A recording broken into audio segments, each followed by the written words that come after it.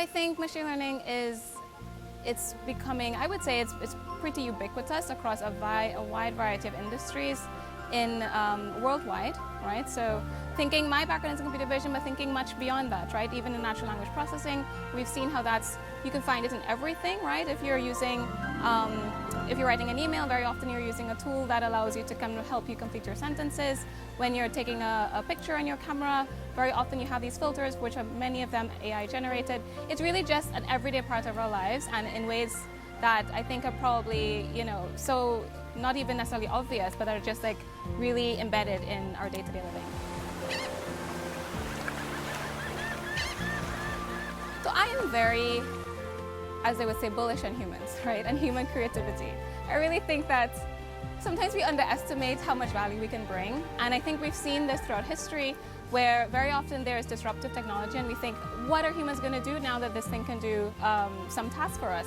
And we always find things to do because there's so much potential. Like, the world and technology has so much potential, and I think there are things we're going to be able to achieve that we cannot conceive of now.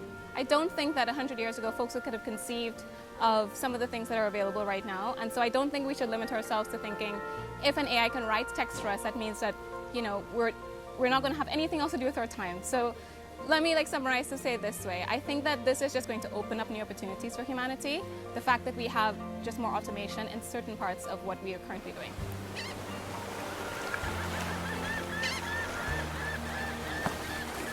I think opportunities like this machine learning summer school, it's really, really crucial to help build not just a good technical foundation, but then also to get a good sense of the variety and the diversity of work that happens. Because very often when you're a student, you are focusing a bit more on depth and not on breadth. And this is a really great opportunity for students to understand what's happening all across the field, right? And AI is an extremely diverse field, diverse in the sense of the types of problems that are tackled, the ways in which you can tackle that problem, the types of collaborations you can have. There's many aspects to things that I think you get a good overview of in things like this. And that's not on the technical side, but then also just in terms of networking, getting to meet different people, getting to understand sort of how things work in different places through the conversations you're having with some of the people giving lectures, some of your fellow attendees. That is also a super important opportunity, I think. So I'm really happy that that this event has been put together, because it's really exciting to see what students can make of it.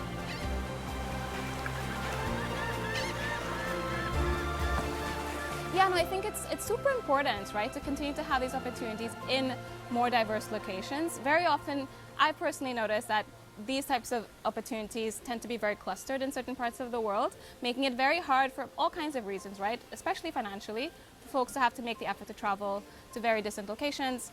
And then also there's a lot of just expertise that kind of follows where these types of opportunities are held, right? So having this in more diverse locations, like in South Africa, or for example, hopefully in the future in South America, where I'm kind of close to, allows folks to develop a local infrastructure and a local ecosystem, and then to also have networks within themselves and also more local networks.